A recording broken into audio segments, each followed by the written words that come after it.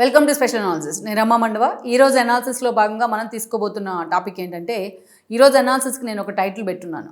ఆ టైటిల్ చూసినట్లయితే మీరు బాలకృష్ణ ఫ్యాన్స్కి కూడా బీపీలు వచ్చినట్టున్నాయి, ఏం చేద్దాం జగన్, అయితే ఏంటి జగన్ అని చెప్పేసి నేను ఒక టైటిల్ పెట్టున్నా. ఆ టైటిల్ గురించే ఈరోజు నేను ఇక్కడ అనాలిసిస్ కూడా చేయబోతా ఉన్నా. మనం చూసినట్లయితే లేటెస్ట్గా హిందూపూర్లో ఒక ఇన్సిడెంట్ జరిగింది. ఆ ఇన్సిడెంట్కి బ్యాక్గ్రౌండ్ ఎందుకు కూడా మనం ఆల్రెడీ చెప్పాం, మళ్ళీ ఒకసారి చెప్పుకునే ప్రయత్నం చేద్దాం. ఆ హిందూపూర్ వేదికగా జరిగిన ఆయుష్ కేంద్రంగా జగన్మోహన్ రెడ్డి అండ్ టీం వైఎస్ఆర్సీపీ బాలకృష్ణ మీద విరుచుకు పడతా ఉన్నారు. టీడీపీ అదొక లా అండ్ ఆర్డర్ ఇష్యూలాగా క్రియేట్ చేసి టీడీపీ ప్రభుత్వాన్ని కూడా, కూటమి ప్రభుత్వాన్ని కూడా టార్గెట్ చేస్తూ ఉన్నారు. అసలు అక్కడ ఏం జరిగిందనేది మనం చూసినట్లయితే, హిందూపూర్ కాన్స్టిట్యున్సీలో వరుసగా బాలకృష్ణ మూడోసారి గెలుచున్నారు, హ్యాట్రిక్ కొట్టున్నారు. 2014లో ఫస్ట్ టైం గెలిచారు. ఆ రోజు వైఎస్ఆర్సీపీ వైపు నుంచి 2014లో నవీన్ నిశ్చల్ కాంగ్రెస్ నుంచి వచ్చున్నారు. ఆయన పోటీ చేసి ఓడిపోయారు బాలకృష్ణ చేతిలో. ఆ తర్వాత బాలకృష్ణ ఫస్ట్ టైం ఎమ్మెల్యే అయ్యారు. 2019 ఎన్నికలు వచ్చాయి. అప్పటికి ఇక్బాల్ లాంటి ఒక రిటైర్డ్ ఐపీఎస్ ఆఫీసర్ని తీసుకొచ్చి అక్కడ ప్లాన్ చేశారు జగన్మోహన్ రెడ్డి. దెన్ ఇక్బాల్ కూడా ఆ రోజు బాలకృష్ణ చేతిలోని ఓడిపోవడం జరిగింది. నిజానికి మనం చూస్తే ఆ రోజు ఒక క్రిటికల్ సిచ్యువేషన్ ఎదుర్కొంది టీడీపీ. కేవలం 23 సీట్లే వచ్చినాయి. అది కూడా రాయలసీమలో 3 సీట్లు వస్తే, ఒక సీటు పయ్యావుల కేశవ్ది, ఒక సీటు చంద్రబాబు నాయుడుది, ఒకటి బాలకృష్ణది. వీళ్ళు ముగ్గురే గెలిచారు. దెన్ అక్కడి నుంచి ఇక్బాల్ ఓడిపోయిన తర్వాత ఆయనకి ఎమ్మెల్సీ కూడా ఇవ్వడం జరిగింది జగన్మోహన్ రెడ్డి. ఇక్కడ ఒక ట్విస్ట్ ఏంటంటే, అప్పటికే అక్కడ స్థానికంగా రామకృష్ణ చాలా సీనియర్ లీడర్గా ఉన్నారు వైఎస్ఆర్సీపీ వారి నుంచి. జగన్మోహన్ రెడ్డి కోసం జైలు దాకా పాపం పాదయాత్ర కూడా చేశారు. పార్టీ ఎస్టాబ్లిష్ అయిన దగ్గర నుంచి ఆ పార్టీని అంటిపెట్టుకునే ఉన్నారు. 14లో టికెట్ ఎక్స్పెక్ట్ చేశారు, చేజారిపోయింది. 19లో టికెట్ ఎక్స్పెక్ట్ చేశారు, చేజారిపోయింది. అయితే ఇక్బాల్ వర్సెస్ రామకృష్ణారెడ్డి అని జరిగిన కొన్ని ఈక్వేషన్స్లో రామకృష్ణారెడ్డి అత్యంత కిరాతకంగా చంపబడ్డారు. ఆయన చనిపోయినా జగన్మోహన్ రెడ్డి ఆ ఫ్యామిలీ మీద ఇంత కూడా సానుభూతి చూపించిన పరిస్థితి లేదు. ఆయన చనిపోయినా సరే ఆయన చెల్లి మధుమిత కెనడాలో జాబ్ వదులుకొని మరి ఇక్కడికి రావడం జరిగింది అనంతపురం. అప్పటి నుంచి మళ్ళీ అదే స్థాయిలో ఆ కాన్స్టిట్యున్సీ మీద వాళ్ళు ఫోకస్ పెట్టే ప్రయత్నం చేశారు. కానీ 2024 ఎన్నికలు వచ్చాయి. అప్పుడన్నా ఆ ఫ్యామిలీకో, ఆ మధుమితకో టికెట్ ఇవ్వాల్సిందే. కానీ జగన్మోహన్ రెడ్డి ఈసారి కొత్త వ్యక్తిని తెర మీదకి తీసుకొచ్చారు. అది కూడా ఒక మహిళా సెంటిమెంట్తో దీపా అనే ఆవిడని అక్కడ ఇంట్రడ్యూస్ చేయడం జరిగింది. నిజానికి ఆమె భర్త అయిన వేణురెడ్డి, ఆమె కురుబ సామాజిక వర్గం. ఆమె భర్త అయిన వేణురెడ్డి పెద్దిరెడ్డికి అనుచరుడు, పెద్దిరెడ్డికి ఒక స్ట్రాంగ్ ఫాలోయర్. ఆ రోజు పెద్దిరెడ్డి ఒక అన్అఫిషియల్ సీఎం రాయలసీమ 4 జిల్లాలకి.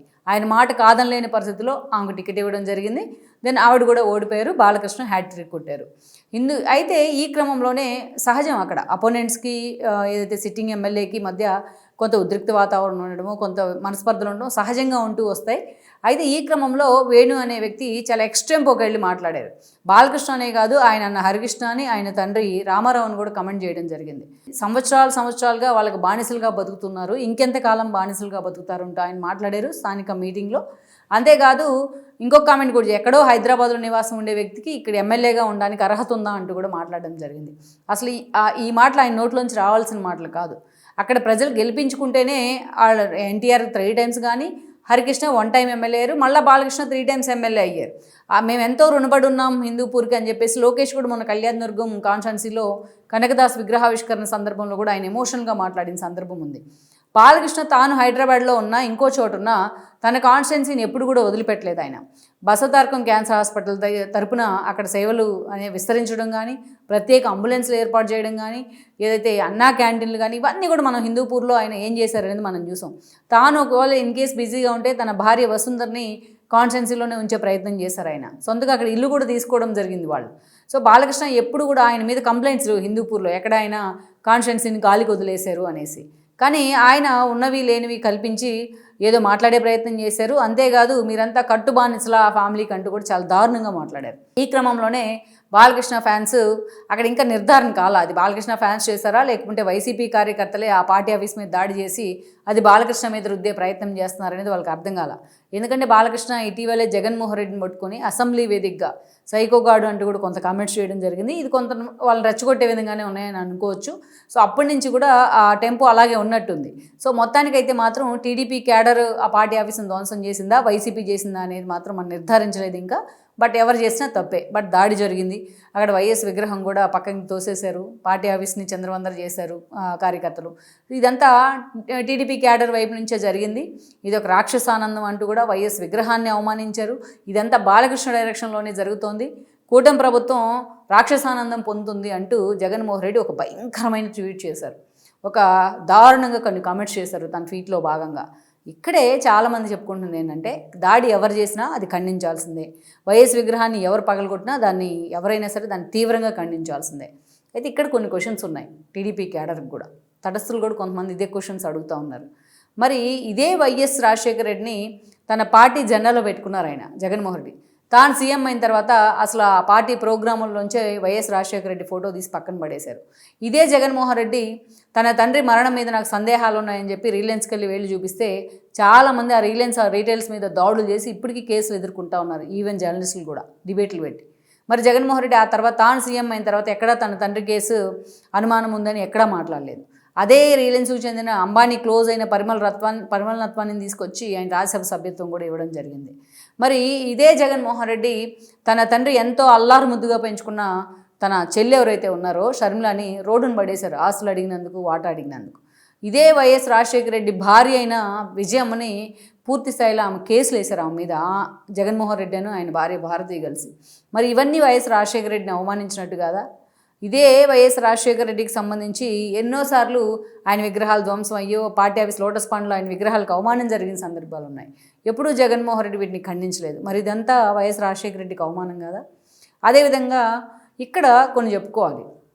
గతంలో చంద్రబాబు నాయుడు మీద దాడి జరిగింది, వైజాగ్ పర్యటనలో జరిగింది, అనంతపురం వెళ్ళినప్పుడు జరిగింది. గౌతమ్ సవాంగ్ లాంటి ఆయన సిపిగా ఉన్నారు ఆ రోజున. అప్పుడు ఆయన ఏమన్నారంటే వాళ్ళకి ఎమోషన్ వచ్చేసింది, వాళ్ళ ఏదైతే హక్కుల ఉల్లంఘన జరగలేదు అక్కడ, వాళ్ళ ప్రాథమిక హక్కు నిరసన తెలపడం అనేది ఆయన మాట్లాడడం జరిగింది. ఒక డీజీపీ స్థాయిలో సిపి స్థాయిలో ఉన్న వ్యక్తి, డీజీపీగా ఉన్నారు గౌతమ్ సవాంగ్ అప్పుడు. అక్కడి నుంచి మనం చూస్తే పార్టీ ఆఫీస్ మీద దాడి జరిగింది. పట్టాభి లాంటి వాళ్ళు ఏదో కామెంట్ చేశారు, దానికి జగన్మోహన్ రెడ్డి దాన్ని ఇంకేదో మసిబూసి మారేడుగా చేశారు. ఆ క్రమంలోనే పార్టీ ఆఫీస్ని మంగళగిరిలో పార్టీ కేంద్ర కార్యాలయంలో పూర్తి స్థాయిలో ఒక 100 మందితో వచ్చి పడిపోయారు వైసీపీ కార్యకర్తలు. అక్కడ విజువల్స్లో కూడా సీసీటీవీ ఫుటేజ్లో కూడా అది రికార్డ్ అయింది. అక్కడ లోకల్గా పనిచేసే ఎంప్లాయీస్ స్థలాలు కూడా పగలగొట్టి వాళ్ళు కొన్ని రోజులు ఐసీలో కూడా ఉన్నారు, కొంతమంది సర్జరీలు కూడా జరిగాయి. పార్టీ ఆఫీస్లో అడ్డొచ్చినవి అన్నీ పగలగొట్టారు, ఫర్నిచర్ అంతా ధ్వంసం చేశారు, ఎన్టీఆర్ విగ్రహం మీద కూడా మట్టి పోశారు, రాళ్ళేసి కొట్టారు. ఆ పార్టీ అధికారంలోకి వచ్చిందాక అలాగే పెట్టారు కూడా, అదంతా తెలియడానికి వచ్చే కార్యకర్తలకు చూడడానికి. పార్టీ అధినేత చంద్రబాబు నాయుడు అక్కడే కూర్చొని నిరసన తెలిపిన సందర్భం కూడా ఉంది ఆ రోజున. ఆ రోజు ఎవరైనా దొరుకుంటే వాళ్ళని అక్కడికక్కడే పార్టీ నేతలు స్పాట్లోనే చంపేసేంత క్రూయల్గా జరిగింది ఆ సంఘటన. దీని గురించి మీడియా క్వశ్చన్స్ అడిగితే జగన్మోహన్ రెడ్డి నన్ను ఏదో తిట్టారు, మా వాళ్ళకి బీపీలు పెరుగుంటాయి, అందుకే వాళ్ళు అట్లా పోయి ఉంటారు కర్రలు కటార్లు ఎత్తుకుని అంటూ కూడా చాలా క్యాజువల్గా మాట్లాడారు జగన్మోహన్ రెడ్డి. మరి ఈరోజు బాలకృష్ణని తిట్టారు వైసీపీ నేత వేణురెడ్డి. మరి బాలకృష్ణని తిట్టడంలో ఆగల ఆయన. బాలకృష్ణతో పాటు ఆయన అన్న హరికృష్ణని తిట్టాడు, ఆయన తండ్రి అయిన ఎన్టీఆర్ని కూడా తిట్టాడు. మరి బాలకృష్ణ ఫ్యాన్స్కి బీపీలు ఉండవా? బాలకృష్ణ ఫ్యాన్స్కి బీపీలు రావా? బాలకృష్ణ ఫ్యాన్స్కి ఎమోషన్స్ ఉండవా? ఏం మాట అనుకుండానే పట్టాభి లాంటి వాళ్ళు ఇంత సీన్ క్రియేట్ చేసి దానికి విపరీతార్థాలు తీసి పార్టీ ఆఫీస్ మీద సజ్జల డైరెక్షన్లో అవినాష్ లాంటిని ఒక మందం దోలుకొని పార్టీ ఆఫీస్ మీద దాడికి వెళ్ళి ధ్వంసం చేస్తే బీపీలు పెరిగినాయి మా వాళ్ళకి అంటూ కూడా జగన్మోహన్ రెడ్డి మాట్లాడారు. ప్రాథమిక హక్కులు లేవా, నిరసన తెలిపే హక్కులు అంటూ సవాంగ్ లాంటి వాళ్ళు పొలిటీషియన్ లాగా మాట్లాడడం జరిగింది. మరి అదే ప్రాథమిక హక్కులు బాలయ్య ఫ్యాన్స్కి లేవా, టీడీపీ క్యాడర్కి లేవా? మరి ఇదే బీపీలు వాళ్ళకి వస్తాయిగా. హ్యూమన్ బీయింగ్ ఎవరికైనా సరే బీపీలు షుగర్లు అన్నీ కామన్గా ఒక టైంలో వస్తూ ఉంటాయి ఎమోషన్స్ని బట్టి. సో అలాగే వచ్చాయి అనుకోవచ్చు కూడా జగన్మోహన్ రెడ్డి. ఇదే చర్చ నడుస్తూ ఉంది సోషల్ మీడియా వేదికగా. అసలు జగన్మోహన్ రెడ్డికి కానీ ఆ పార్టీకి కానీ ఏదైతే ఇలాంటి విధ్వంస రచన విషయంలో మాట్లాడే రైట్ కానీ మాట్లాడే హక్కు, ప్రాథమిక హక్కు కానీ లేదు. ఎందుకంటే ఎవరైనా జగన్మోహన్ రెడ్డి నేర్పించారు ఇలాంటివి చేయొచ్చు అని చెప్పి. కామన్ మెన్కి కూడా రోడ్ల మీదకి తీసుకొచ్చి ఎలా నిరసన తెలపొచ్చు, ఎలా ప్రభుత్వం మీద ఫైట్ చేయొచ్చు, అధికారంలో ఉన్న అధికారాన్ని అడ్డం పెట్టుకుని ఎలా అరాచకాలు చేయొచ్చు అనేది చాలామందికి టేస్ట్ చేయించారు జగన్మోహన్ రెడ్డి.